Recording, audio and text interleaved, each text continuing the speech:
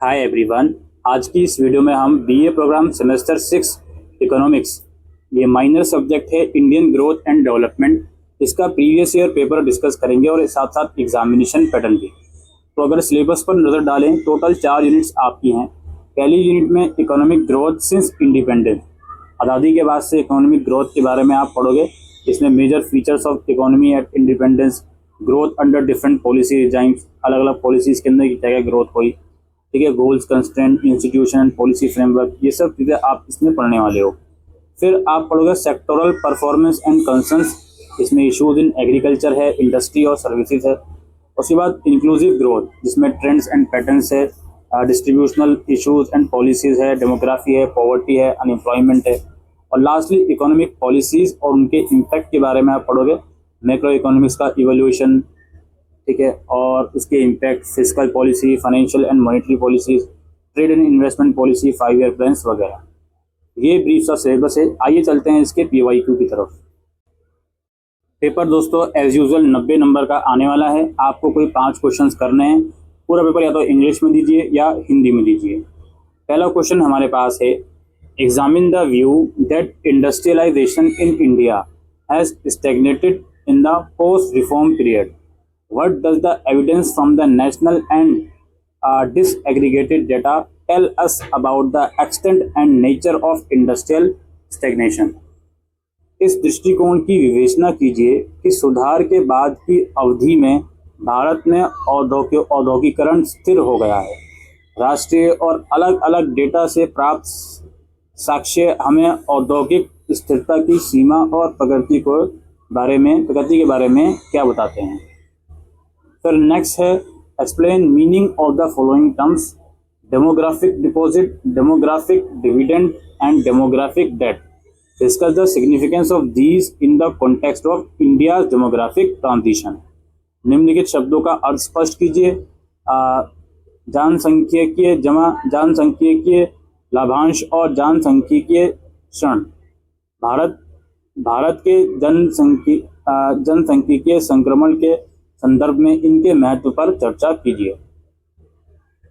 फिर दोस्तों next question है, what are the major challenges faced by the agricultural sectors in India in achieving the 3 primary goals of growth, equity and sustainability.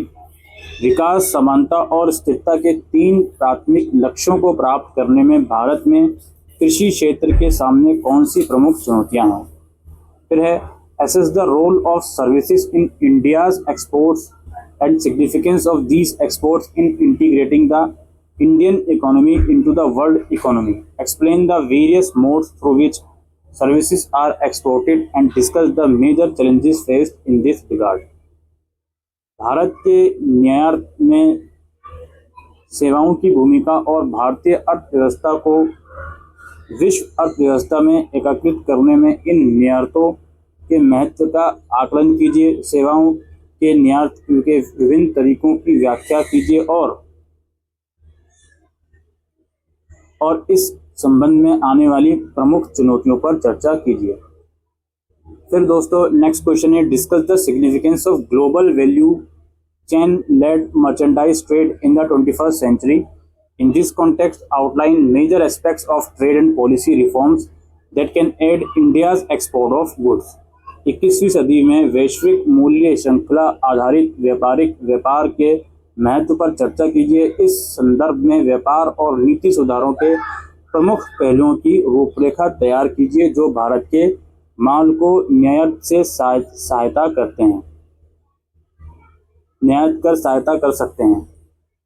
ठीक, उसके बाद अगला question है, outline the methodology for the measurement of poverty as developed and adopted by expert group chaired by Dr. C. Rangarajan की अध्यक्षता वाले विशेषज्ञ समूह द्वारा विकसित और अपनाई गई गरीबी के मापन की पद्धति की रूपरेखा तैयार कीजिए। नेक्स्ट क्वेश्चन है, critically assess the growth performance of the Indian economy since independence. What are the major challenges in achieving and sustaining a target rate of growth of per capita income of around 7% per annum? स्वतंत्रता के बाद से भारतीय अर्थव्यवस्था के विकास प्रदर्शन का आलोचनात्मक मूल्यांकन कीजिए। प्रति व्यक्ति आय की वृद्धि दर लगभग 7% प्रति वर्ष प्राप्त करने और बनाए रखने में प्रमुख चुनौतियां क्या हैं। और लास्टली दोस्तों, examine the Nehru Mahalanobis strategy of 1950 to 64, specifically addressing the criticism regarding first role of agriculture and second performance of the public sector।